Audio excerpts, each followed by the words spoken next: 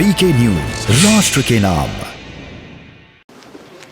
माननीय सभापति महोदय, आज माननीय वित्त मंत्री महोदया द्वारा प्रस्तुत इस बजट पर और विनियोग विधेयक पर जब मैं बोलने के लिए खड़ा हुआ हूं तो मेरे मन में एक विचित्र भाव होता है, विस्मय, विषाद और विश्वास। विस्मय इसलिए क्योंकि जिस राज्य के बारे में हम बात करने जा रहे हैं, ये इकलौता राज्य था जो आजादी के बाद 2019 तक जिसका पूरी तरीके से संवेलन नहीं हो पाया। दूसरा विस्मय इसलिए कि एक ऐसा राज्य था जो संयुक्त राष्ट्र संघ 24 अक्टूबर 45 से बना, उसके 2 साल के अंदर वहां चला गया। शायद मेरे विपक्ष के विद्वान लोग यूएन के आर्काइव्स में जाके भी छांटेंगे तो उन्हें मिलेगा नहीं कि शायद इससे पहले भी कोई मुद्दा यूएन में गया था।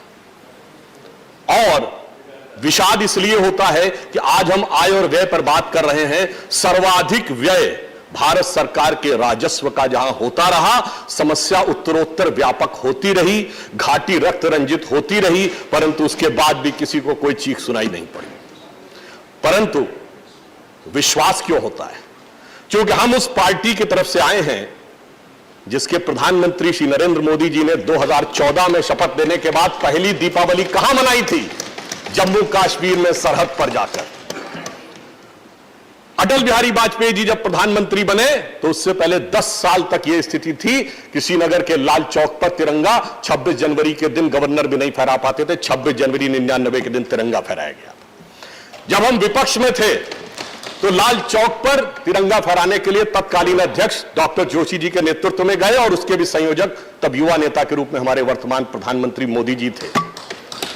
और हमारे ही संस्थापक श्यामा प्रसाद मुखर्जी जी ने उस एकीकरण के लिए अपना बलिदान दिया था। तो विश्वास होता है कि अब यह समस्या का समाधान होगा। अब मैं कहना चाहता हूं एक और बात। बहुत अचरज की बात कश्मीर में इसलिए है कि Kashmir has always been protected or projected by our opposition parties as a case of secularism, and in eventuality it has become a challenge to the nationalism. जबकि मजेदार बात यह है कि भारत का एकमात्र राज्य था जो सेकुलर नहीं था। क्योंकि जब 1976 में संविधान को संशोधन करके लोकतंत्र के काले अध्याय के दौरान यह शब्द जोड़ा गया था तो धारा 370 की आड़ में वो कभी कश्मीर में अंगीकार ही नहीं हुआ। तो जो सेकुलर नहीं था वही सेकुलरिज्म का प्रतीक बना। परंतु आज 2019 में सेकुलर बनने के बाद यह आय व्यय का तीसरा बजट आया है तो हमें इस बात के लिए खुशी है। और मैं यह भी कहना चाहूंगा, बहुत हिसाब मांगा गया कि साहब आपने 2-2.5 साल में क्या क्या किया। तो मैं कहना चाहता हूं कि विवेक तनखा जी ने जब शुरू किया था तो एक पंक्ति कही थी तो मुझे भी ध्यान आता है कि बड़े अजीब लोग हैं जो मुद्दत से कांटे बोकर जमीन से गुलाब मांगते हैं और हमी को दरिया पे जाने से रोकने वाले हमी से पानी का पूरा हिसाब मांगते हैं। और वो क्यों था? क्योंकि देखिए, नकवी जी ने अभी बोला, जनाब मुख्तार अब्बास नकवी जी तो हमारी तरफ हैं, मगर खुद मुख्तारी की खाम ख्याली कश्मीर के तमाम नेताओं के जहन पर इस कदर छाई हुई थी कि जब तक 2019 में वो निर्णय नहीं हुआ तब तक वो उसी में चलते रहे और इसलिए वो हमसे हिसाब मांगते। अब जब हम इस आय व्यय का हिसाब देते हैं तो पूरी ईमानदारी के साथ देते हैं। वित्त मंत्री महोदया जी ने बजट प्रस्तुत किया है, पिछले वर्ष का बजट 1.2 लाख करोड़ रुपए का था। इस बार 20% की बढ़ोतरी करते हुए 1.42 लाख करोड़ रुपए का बजट प्रस्तुत किया है। इसके अलावा अगर हम देखें तो जीएसटी के कलेक्शन में 36.5%, एक्साइज कलेक्शन में भी 31.5% की बढ़ोतरी हुई है।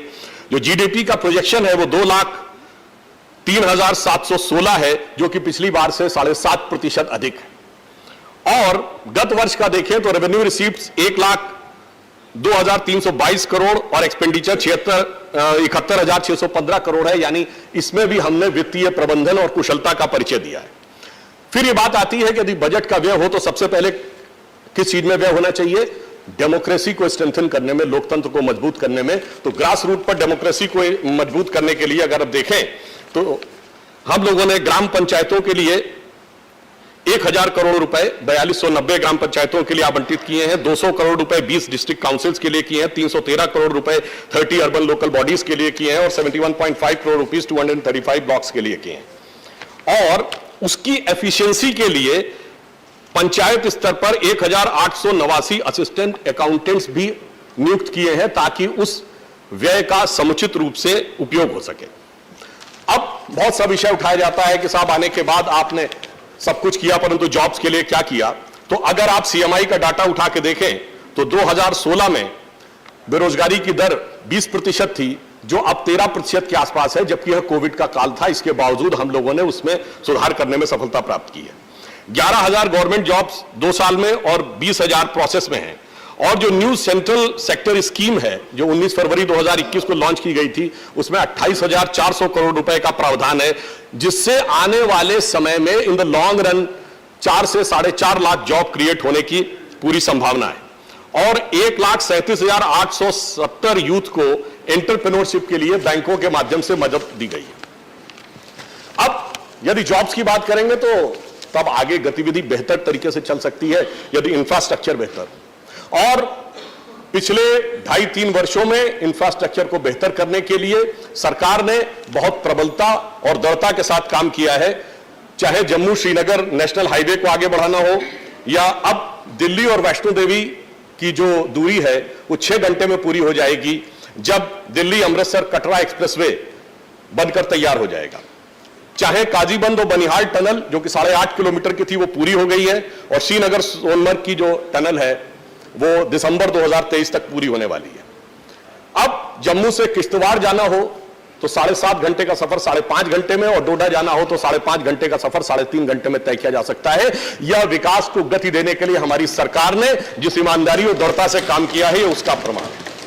फिर ग्रामीण क्षेत्रों में भी अगर आप देखें तो 2018-19 में नाबार्ड ने 80.96 करोड़ रुपए आवंटित किए थे, जिसमें 28 प्रोजेक्ट चल रहे थे, और गत वर्ष 1487 करोड़ रुपए आवंटित किए जिसमें 381 प्रोजेक्ट चल रहे हैं, ताकि ग्रामीण क्षेत्र में एक महत्वपूर्ण उपलब्धि भी हुई है जम्मू कश्मीर को कि प्रधानमंत्री ग्राम सड़क योजना में जो 2018-19 में 12वें स्थान पर था जम्मू कश्मीर, वो अब 2021-22 में 3रे स्थान पर आ गया है। यह इस बात का प्रमाण है कि हमने कितनी ईमानदारी, दृढ़ता और गति के साथ काम किया है।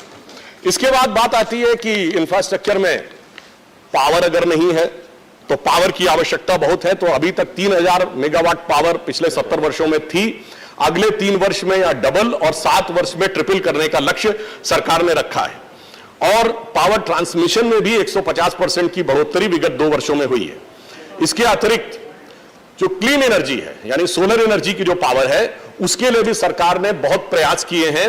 और इसकी पहली शुरुआत जिसे कहते हैं चैरिटी बिगिंस एट होम, तो जम्मू में 200 सरकारी इमारतों और कश्मीर में श्रीनगर में 70 सरकारी इमारतों पे रूफटॉप सोलर जो लगाए हैं, उससे 8 और 4 कम से कम 12 मेगावाट बिजली की बचत हुई है।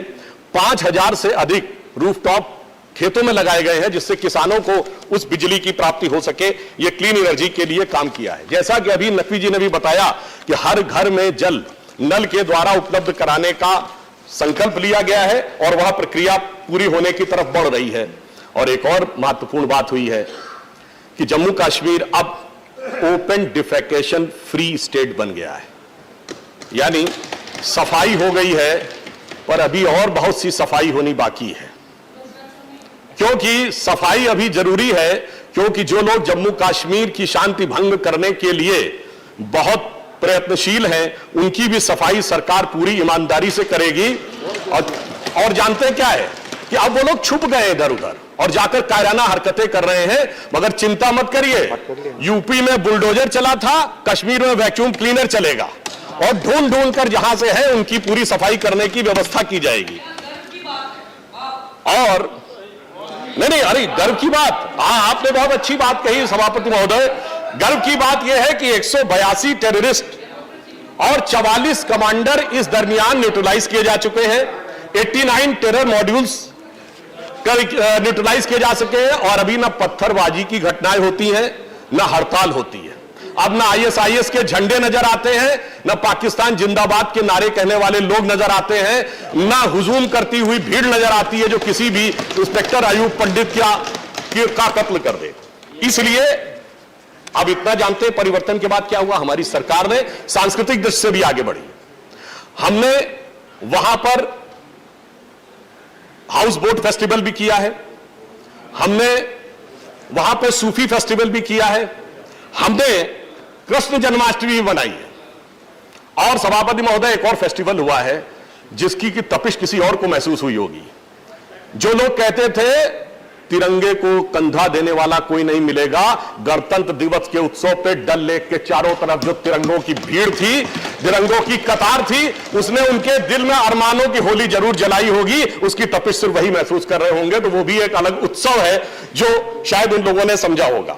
अभी नकवी जी ने इस बात का उल्लेख किया, श्रीनगर शारजाह की फ्लाइट तो 23 अक्टूबर 2021 को शुरू हुई थी, मगर अब पहली बार ऐसा हुआ है कि गल्फ के सीईओज भी आए हैं और हजारों करोड़ रुपए का इन्वेस्टमेंट लेकर, जैसा उन्होंने बताया, रियल एस्टेट, पावर सेक्टर, इन सब में अपॉर्चुनिटी ढूंढने के लिए आ रहे हैं। ये कितना बड़ा परिवर्तन हुआ है। और जो लोग ये कहते हैं टूरिज्म के लिए, तो अक्टूबर 2021 से लेकर जनवरी के बीच में 50 लाख से अधिक टूरिस्ट आए हैं, जो अभी तक का हाईएस्ट फुटफॉल है टूरिज्म के बारे में, जो इस बात को बताता है कि हमारी सरकार ने कितनी ईमानदारी से काम किया है। अब मैं यह भी बताना चाहता हूं कि जो एक विषय बार बार बहुत हमारे दिल के करीब है और बाकियों के लिए वो एक राजनीति का उपादान है, कश्मीरी हिंदुओं का विषय। 2014 में हमारी सरकार आने के बाद ही प्रधानमंत्री महोदय ने 70,000 करोड़ रुपए का पैकेज दिया था। बहुत सारी बाधाएं थी, परंतु अब चूंकि कश्मीर सेक्युलर हो चुका है, इसलिए अब उस दिशा में हमने आगे बढ़ते हुए महत्वपूर्ण काम किए हैं। कश्मीरी पंडितों के जो लोग रजिस्टर्ड हैं, उनको 13,000 रुपए प्रति माह का मुआवजा देना हो, या 6,000 एकोमोडेशन के लिए 920 करोड़ रुपए का प्रावधान किया है। 3,000 स्टेट्स के जॉब, जिसका उल्लेख अभी विपक्ष की तरफ से भी किया गया, वो हमने किया है। और हमारे गृह राज्य मंत्री जी ने बताया था कि 610 फैमिलीज को हम वापस लाने में सफल हुए हैं। परंतु मैं एक बात कहना चाहता हूं, विवेक तनखा जी ने कहा था कि वो कश्मीरी पंडित हैं, पूरा सम्मान करता हूं, मगर यह सत्य पूर्ण सत्य नहीं था, यह अर्ध सत्य था।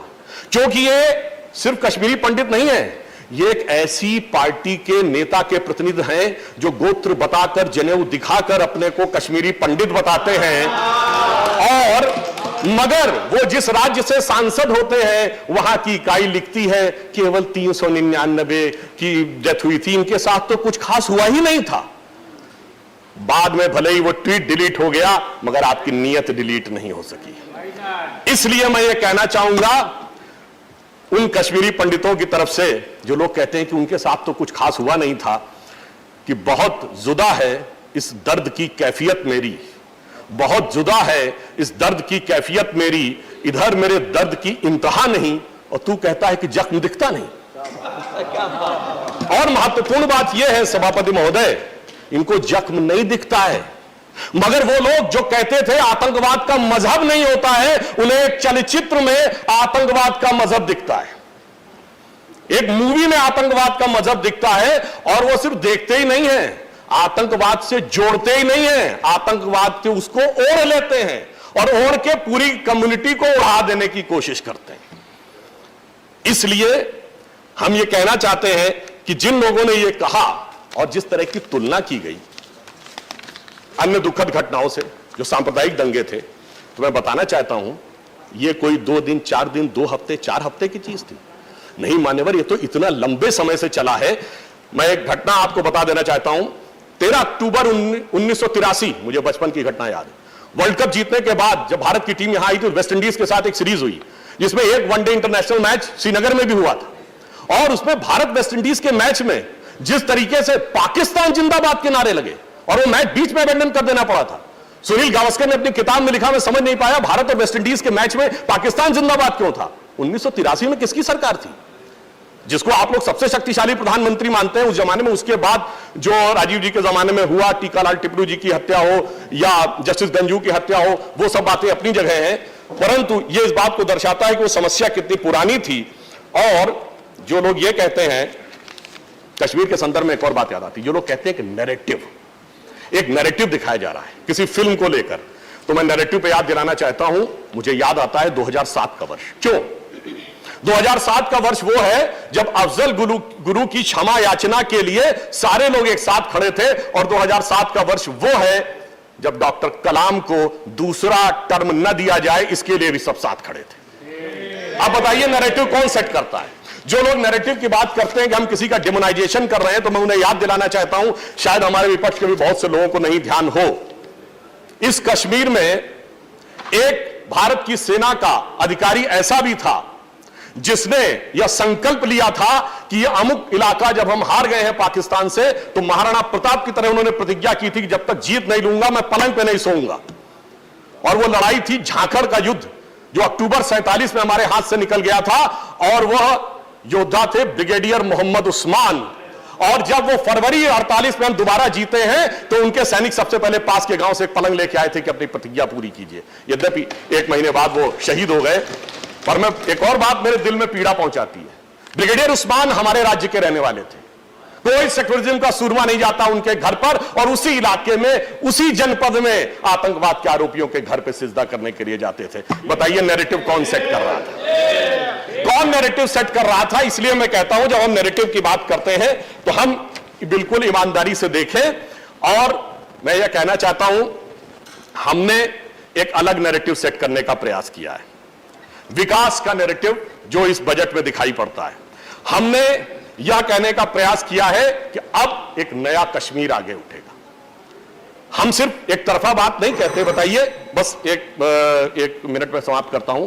हम वो कश्मीर बनाएंगे जिसमें अब कोई जाकिर मूसा नहीं कह सकेगा कि ये कोई कश्मीरियत नहीं, इस्लामी खलीफत की लड़ाई है। हम वो कश्मीर बनाएंगे जिसमें कोई मस्तगुल चरारे शरीफ को जलाकर भाग नहीं सकेगा। हम वो कश्मीर बना रहे हैं जहां कोई हजरत बल में जाकर कब्जा नहीं कर सकेगा, जहां पर सूफी संगीत भी होगा, पर वह कश्मीर होगा जो कश्यप ऋषि के कश्मीर से भी जुड़ा होगा, नीलमत पुराण से भी जुड़ा होगा, ललितादित्य मुक्ता पीठ का शौर्य भी होगा, और महाकवि कल्लण की राज तरंगिणी की जो तरंगे हैं वो वितस्ता, ये प्राचीन नाम है झेलम का, वैदिक कालीन नाम, वितस्ता की तरंगों में भी दिखाई पड़ेगा। इसलिए मैं आप सबसे कहता हूं, आइए आगे बढ़िए। भारत का वह हिम किरीट, भारत माता का हिम शिखर, उससे स्वतंत्रता की सार्थकता आपको पुकार रही है। यह पंक्ति कहकर समाप्त करता हूं। हिमाद्रि तुंग संग से प्रबुद्ध शुद्ध भारती, स्वयं प्रभा समुज्ज्वला स्वतंत्रता पुकारती, प्रशस्त पुण्य पंथ है दृढ़ प्रतिज्ञ सोच लो, प्रशस्त पुण्य पंथ है बढ़े चलो बढ़े चलो। मैं कह रहा हूं आप सब आइए और बड़े होकर चलिए, और मोदी जी के उस संकल्प के साथ चलिए जिसने सारे के सारे समस्याओं का निदान कर दिया है। एक पंक्ति और कह दूं, धन्यवाद, कि अब दर्द की रात गई, गम के जमाने भी गए, और मोदी जी की हिम्मत से ये दाग पुराने भी गए। धन्यवाद त्रिवेदी जी, धन्यवाद। माननीय अब्दुल वहाब जी, माननीय अब्दुल वहाब जी।